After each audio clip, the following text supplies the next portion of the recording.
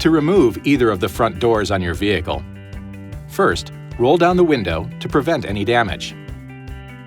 Find the supplied toolkit inside the center console and use the number 50 Torx head driver to remove the hinge pin screws from the upper and lower outside hinges of the door.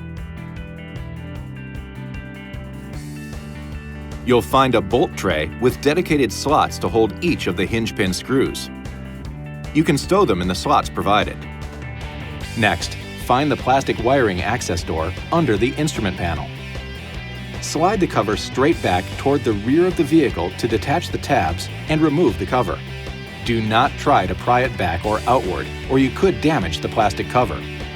Now it's time to disconnect the wiring harness. First, push the locking tab upward to unlock the harness. Push and hold down on the security tab located beneath the wiring harness, and at the same time, lift up on the harness lever. Once the harness lever is up and in the open position, pull the harness straight down to disconnect it. Store the wiring connector in the lower door basket. Finally, use the number 40 Torx head driver to remove the check screw from the center door check and stow it in the bolt tray. You can now open the door, lift it clear of the hinge pins, and remove the door. To reinstall the doors, carefully reverse these removal steps. You'll note a longer pin on the upper hinge. This helps guide the door into place during reinstallation. Keep in mind, these doors are heavy. The help of a second person is recommended.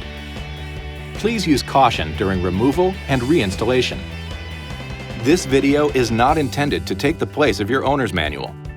For complete details and other important safety information, please see your owner's information.